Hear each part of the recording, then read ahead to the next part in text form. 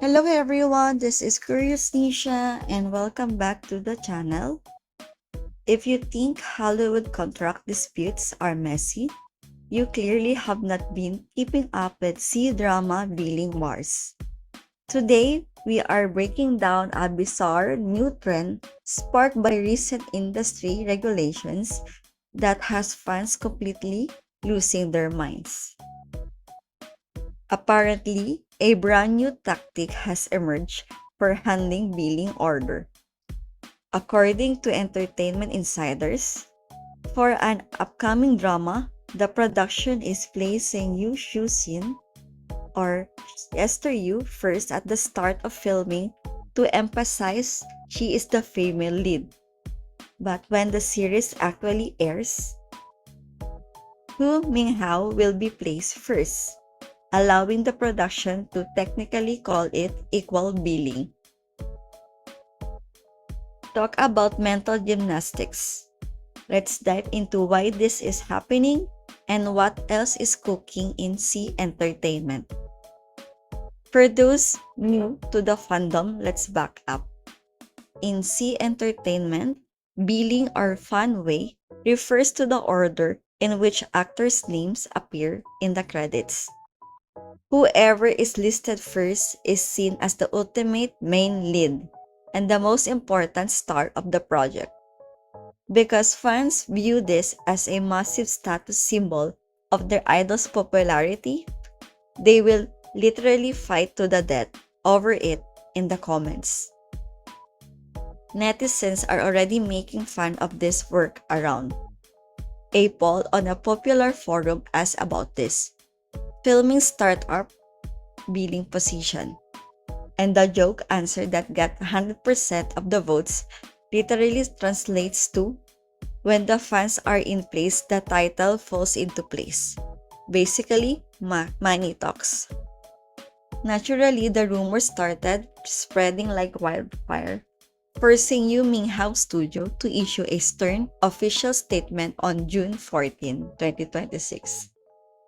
They completely denied any fighting for billing or contract disputes, calling the rumors false and defamatory. They stated they strictly support the new industry regulations regarding actor credits and are ready to take legal action against rumor mongers. Good for them. Moving on from credit drama to actual show drama. iQIYI has teased a highly intriguing Republican-era suspense drama called Reggie Hong, starring Wang Xingyu and Sao King. Filming is set to start this August 2026. Famous producer Yu Seng went absolutely off on Weibo describing the plot, and honestly, it sounds delightfully aging. He describes a mix of Republican-era suspense, romance, mystery, and Chinese horror. Listen to these character tropes Yu Seng tease. A dominant, arrogant female socialite who plays everyone like a fiddle but cannot win over a weak, mysterious young man. A vicious female demon who falls for a practicing Buddhist monk. She tries to seduce him. He tries to make her change her ways. Who wins? A 7-year-old girl forced into a child marriage to an 80-year-old man.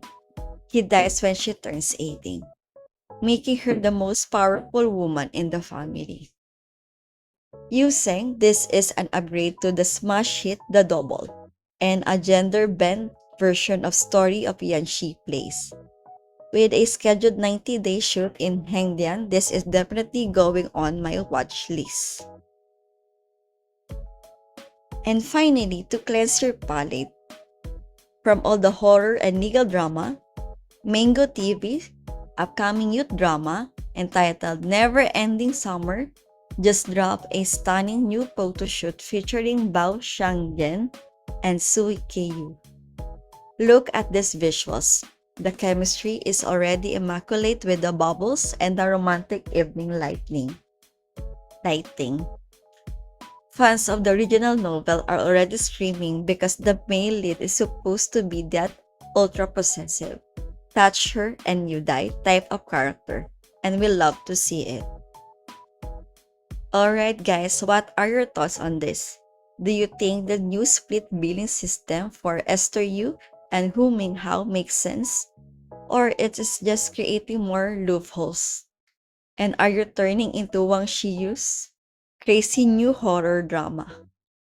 Drop your thoughts in the comments below and don't forget to like, subscribe, and hit that notification bell so you never miss a C-drama update. See ya next time. Bye!